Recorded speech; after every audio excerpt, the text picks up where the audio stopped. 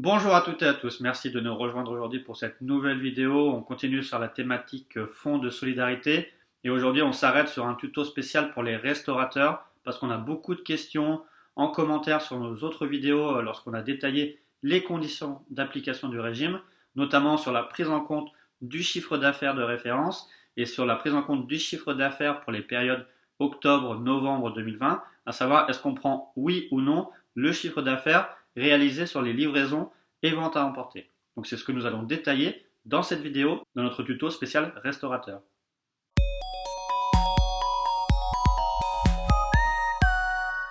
Avant de commencer, je voulais juste préciser qu'au niveau du délai de traitement des aides du Fonds de solidarité, notamment au titre du mois de novembre, il y a des délais qui sont rallongés du fait d'une forte demande des aides. Et l'administration fiscale a bien indiqué qu'elle privilégie en premier le paiement des demandeurs des secteurs les plus touchés, donc type restauration, et que pour les autres sociétés, parce que c'est une question qu'on nous demande aussi souvent, et on voit qu'on est toujours une demande en attente de traitement, il y a des délais supplémentaires de quelques jours à prévoir. Donc il ne faut pas s'inquiéter, l'administration fiscale a également indiqué qu'il y aurait des délais plus courts à compter du 11 décembre, donc depuis la semaine dernière, mais les délais sont rallongés pour les demandes de mois de novembre 2020.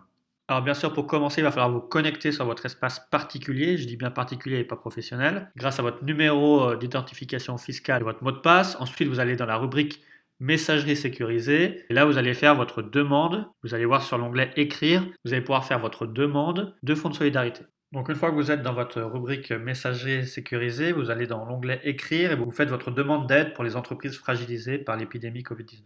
Alors là, on va vous demander de saisir la période concernée par votre demande.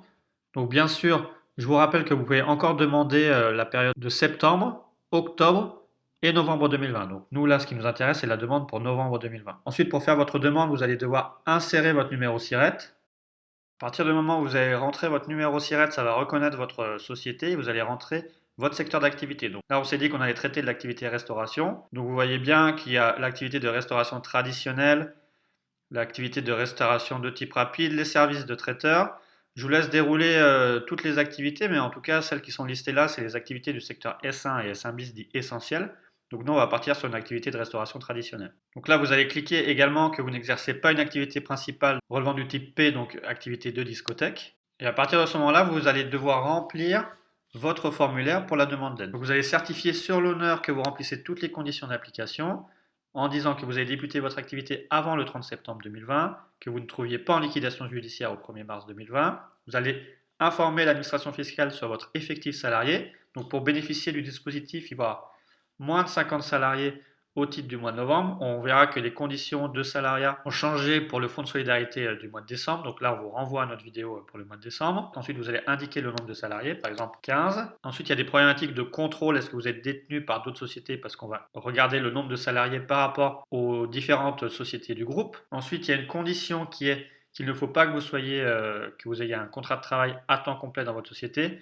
Même si sur le site de l'administration fiscale, il est indiqué que cette condition a changé, à partir du moment où, même si vous avez un contrat de travail à temps complet et que vous avez également un salarié, vous pouvez bénéficier du fonds de solidarité. Ensuite, on va vous demander de regarder par rapport à la perte de chiffre d'affaires, également de remplir les coordonnées du demandeur. Ensuite, la partie importante à remplir, c'est sur le calcul de l'aide, puisque vous allez voir qu'à partir du moment où vous renseignez vos informations, ça va vous simuler directement le montant de l'aide pour lequel vous êtes éligible. Donc là, par défaut, normalement, votre entreprise a fait l'objet d'une interdiction d'accueil au public entre le 1er novembre 2020 et le 30 novembre 2020. Donc vous cochez cette case-là. Là, vous avez les critères qui vont vous permettre d'apprécier votre perte de chiffre d'affaires. Donc vous allez rentrer votre chiffre d'affaires mensuel de référence. Donc au choix, comme on nous a déjà posé la question, si vous êtes créé avant le 1er juin 2019, vous aurez au choix de prendre en chiffre d'affaires mensuel de référence soit le chiffre d'affaires de novembre 2019 ou, si souhaité, le chiffre d'affaires moyen mensuel de l'année 2019. Donc là, ça sera à vous de voir quel est le chiffre d'affaires le plus intéressant à prendre en compte pour vous pour bénéficier au maximum de l'aide. Ensuite, si vous êtes une entreprise qui a été créée entre le 1er juin 2019 et le 31 janvier 2020, là, vous pourrez choisir soit le chiffre d'affaires de novembre 2019 ou alors le chiffre mensuel moyen de la période comprise entre la date de création de l'entreprise et le 29 février 2020. Si votre entreprise de restauration a été créée entre le 1er février 2020 et le 29 février 2020, dans ce cas-là, vous allez prendre le chiffre d'affaires réalisé en février 2020 et ramener sur un mois.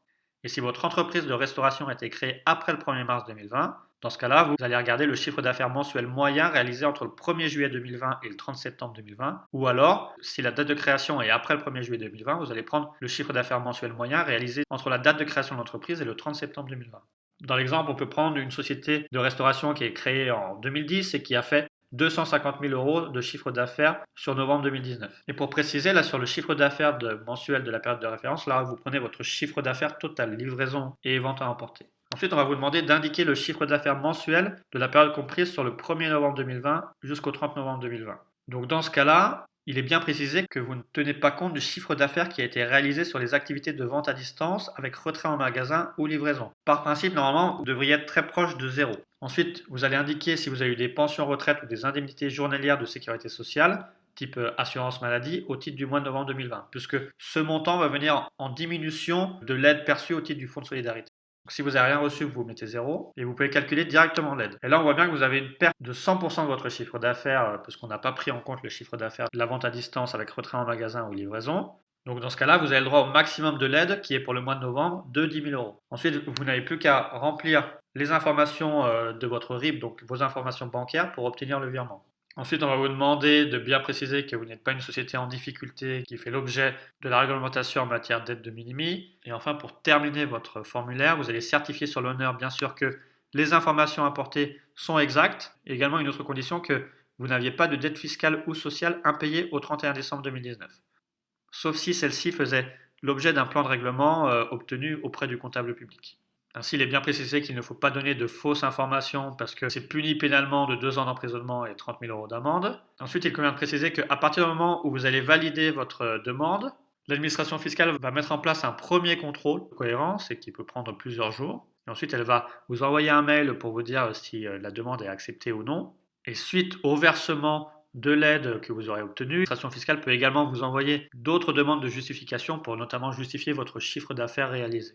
Donc voilà, on a fait tout le tour de la demande d'aide pour le fonds de solidarité quand vous êtes une activité de restauration au titre des pertes du mois de novembre 2020. Je vous invite à regarder la vidéo qu'on a déjà faite sur les pertes du mois de décembre 2020 puisque les conditions ont un petit peu changé. Je vous invite également à consulter régulièrement le site impôt.gouv, le site économie.gouv.fr afin de regarder les nouvelles mesures en matière d'aide du fonds de solidarité.